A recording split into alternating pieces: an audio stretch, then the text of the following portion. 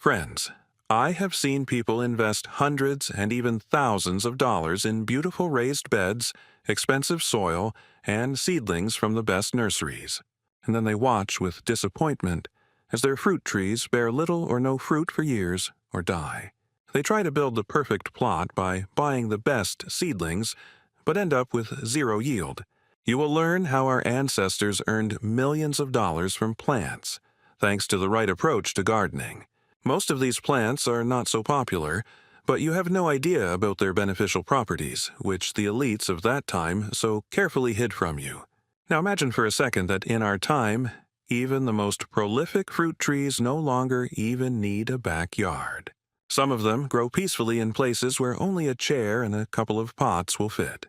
And they can easily grow even on your regular balcony, not to mention in your garden beds. And one of these trees is capable of producing its first harvest in less than 6 months. I've put together a list for you, and when you get to number 7, you'll realize just how much you've been lied to about container gardening. Friends, you're on the right channel where we'll bust the myth that a good harvest is only available to those with hectares of land and a fat wallet. If you're here for the first time, great. You've come to the place where you'll learn the real truth about plants, not illusions.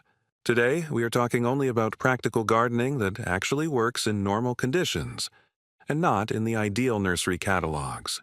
And to those who watch me regularly, thank you. You are the ones who turn this into a real community, and not just another channel.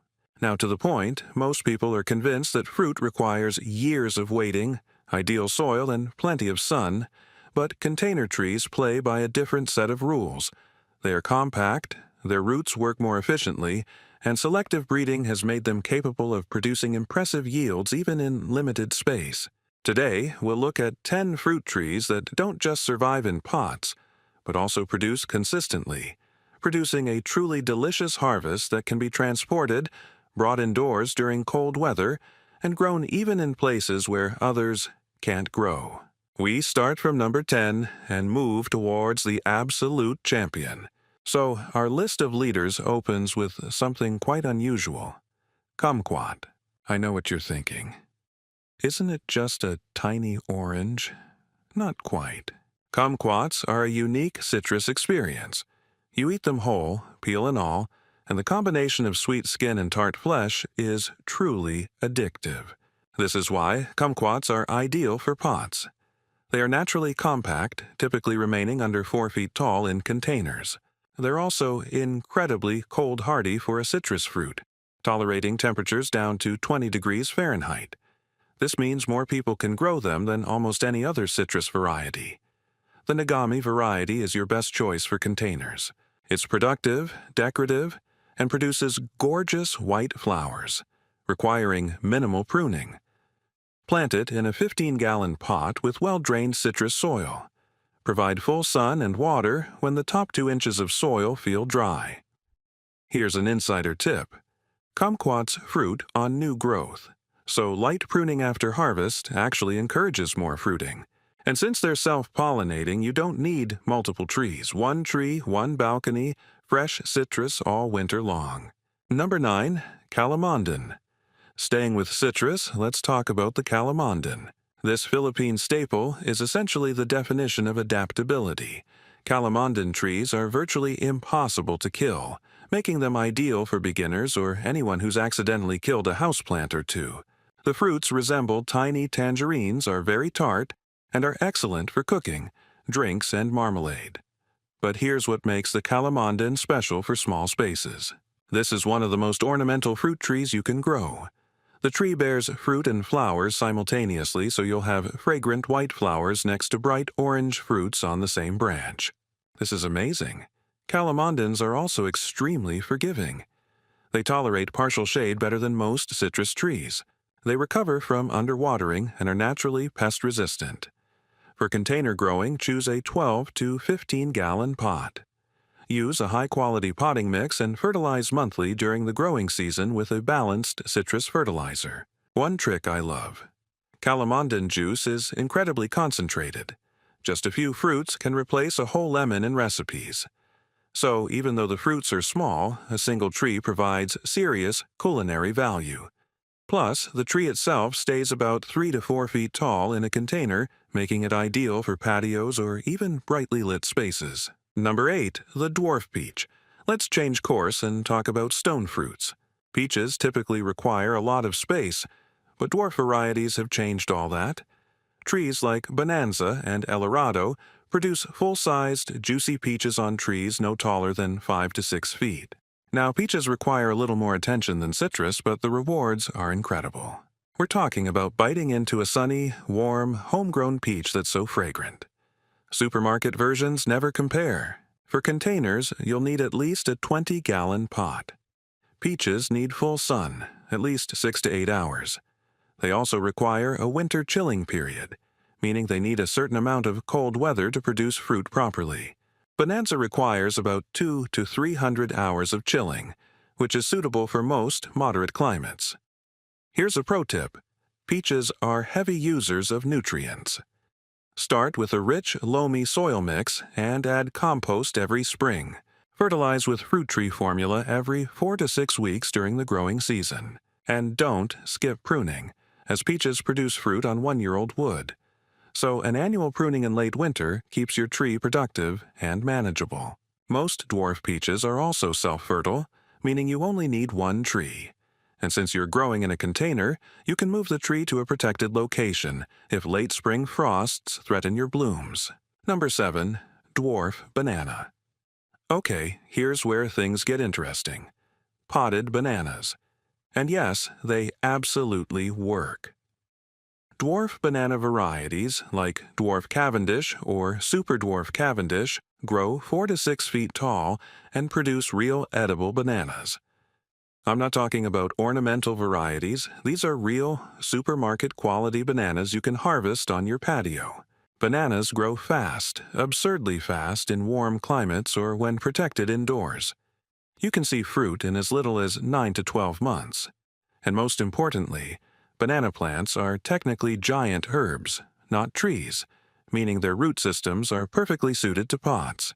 To succeed in a container, you'll need a large pot. Consider 20 to 25 gallons. Bananas prefer rich, moisture-retentive soil. Mix the soil with compost and a little coconut coir to retain moisture without becoming waterlogged. Bananas are thirsty plants, especially in hot weather, so consistent watering is key. They also crave humidity and warmth. If you live in a cooler climate, bring your banana plant indoors during the winter. Place it near a sunny window. Mist the leaves occasionally and it will happily survive the cold months. Here's an insider tip. After your banana plant produces fruit, the main stem dies, but it sends up offspring or baby plants from the base. Allow 1 or 2 babies to mature and you will have a continuous crop of bananas year after year from the same pot. Okay, quick break. If you like this list and are already planning which tree to buy first, let me know in the comments. What's your top pick so far? Are you team citrus, or are you ready to grow bananas on your balcony? Leave a comment below. I read every single one. And if you haven't given this video a thumbs up yet, now's a great time. It costs you nothing, but it helps this channel reach more budget-conscious gardeners like you. Okay, let's move on. Number 6. The Meyer lemon. We can't talk about container fruit trees without mentioning the Meyer lemon. It's the gold standard, a gateway tree that turns ordinary plant owners into full-fledged fruit-growing enthusiasts. Meyer lemons are a hybrid of a true lemon and a mandarin orange, giving them a slightly sweeter, less tart flavor.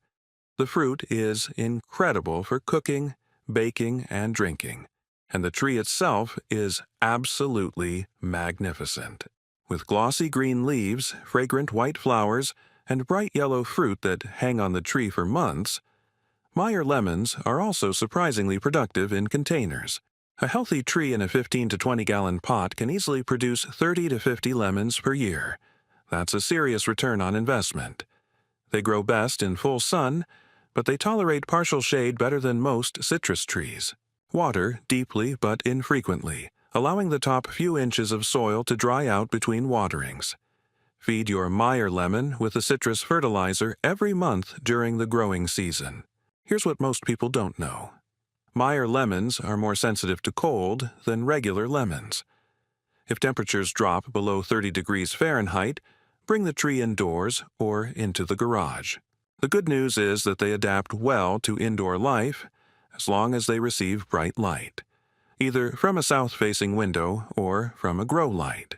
One final tip. Meyer lemons are self-pollinating, but indoors you may need to hand-pollinate them by gently touching the flowers with a small brush. This takes 2 seconds and significantly increases fruit production. Number 5. Dwarf pomegranate. Pomegranates are ancient, revered, and absolutely stunning plants, and dwarf varieties are specifically designed for container life. Varieties like Nana and State Fair stay under 3 feet tall and produce truly edible pomegranates. The fruits are smaller than supermarket versions, but the flavor is concentrated and incredibly sweet. Plus, pomegranate trees have that unique ornamental quality. The leaves are narrow and glossy. The flowers are a vibrant orange-red, and even the fruits take on a jewel-like appearance as they ripen. Pomegranates are also incredibly easy to care for. They are drought-tolerant once established. They tolerate heat well and are naturally pest-resistant. For containers, use a 10 to 15-gallon pot with well-drained soil. Pomegranates hate wet feet, so make sure your pot has excellent drainage. They need full sun to produce fruit well, but will tolerate light shade without complaint. Fertilize sparingly. Pomegranates aren't heavy users of nutrients, so a slow-release granular fertilizer in the spring is usually sufficient. Here's a cool trick. Pomegranates are deciduous, meaning they lose their leaves in winter. Don't panic. This is normal. Simply reduce watering during dormancy, and your tree will recover in the spring with fresh growth and new flowers. If you're growing indoors, dwarf pomegranates may be suitable, but they actually prefer outdoor conditions.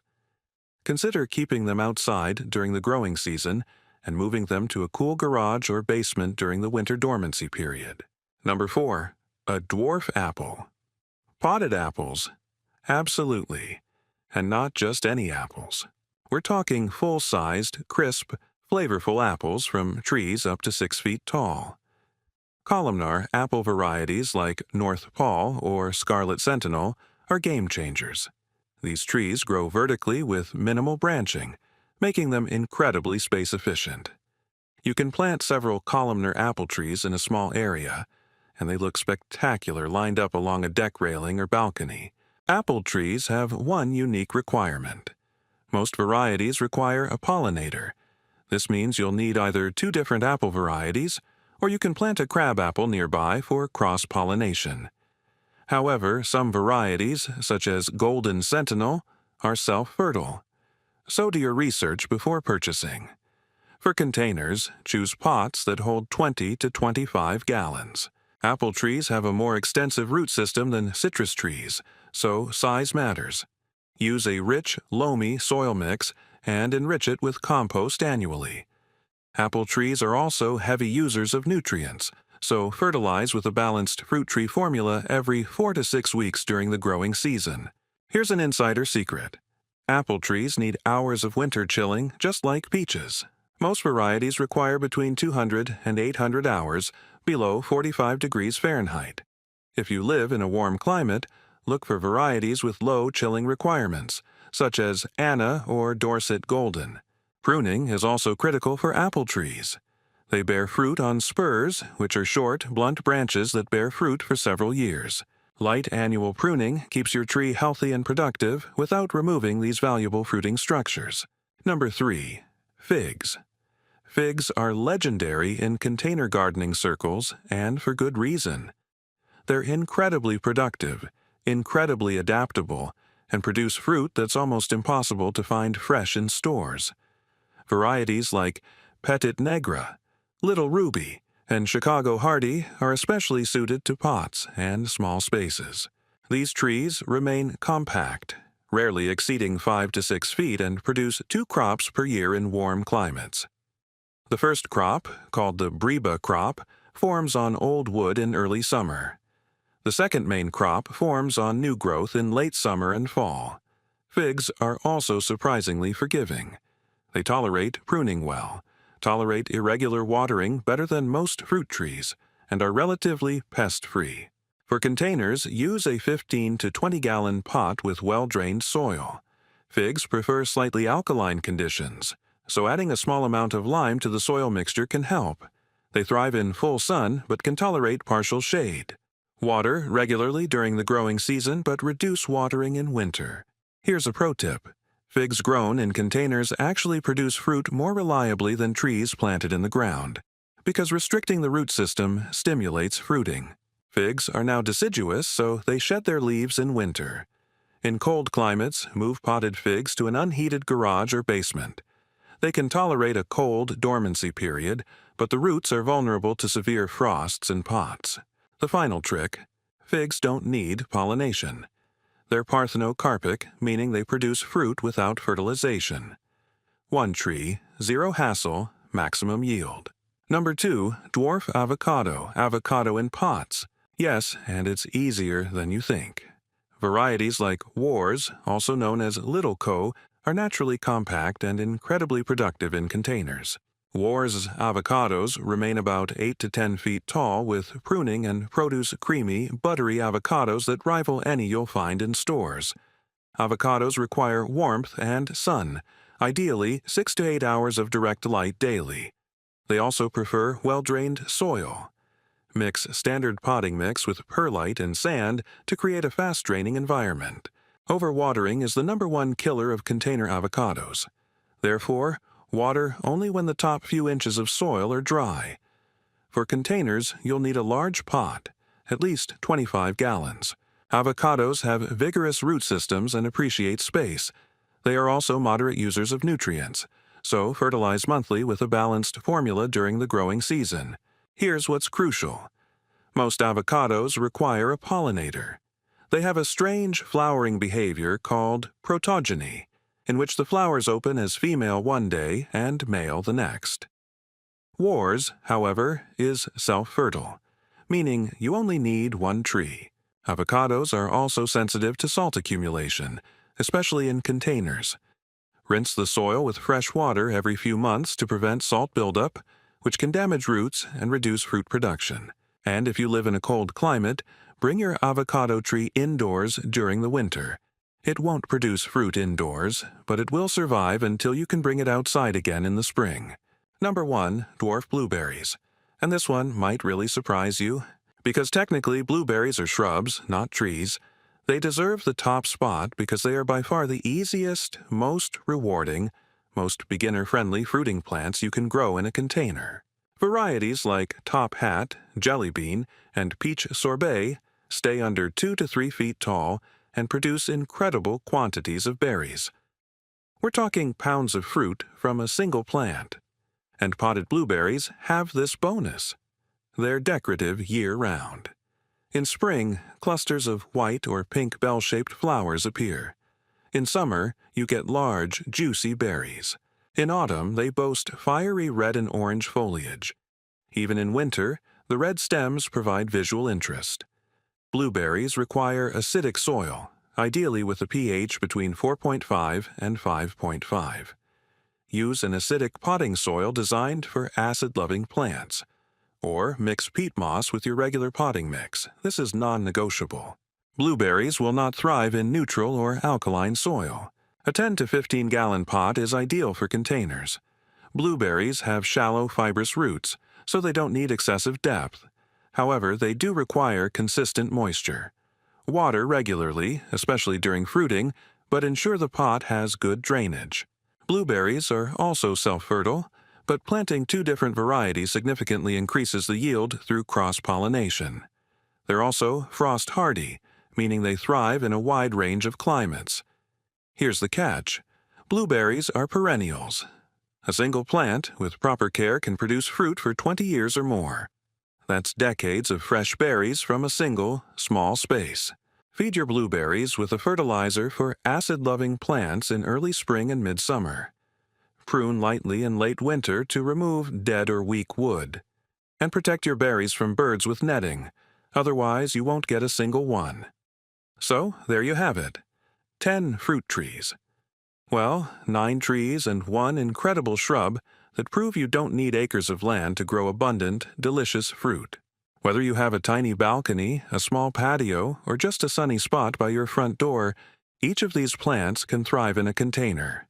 Here's my challenge for you. Choose one, just one. Start small, learn as you go, and see what happens. Growing your own fruit is truly life-changing. It saves money, tastes better, and connects you with your food in a way that a shopping trip never can. If you found this video helpful, please like it and subscribe if you haven't already. We have lots more great content, so be sure to subscribe to stay up to date. And leave a comment below. Which tree will you try first? Any questions about care or varieties?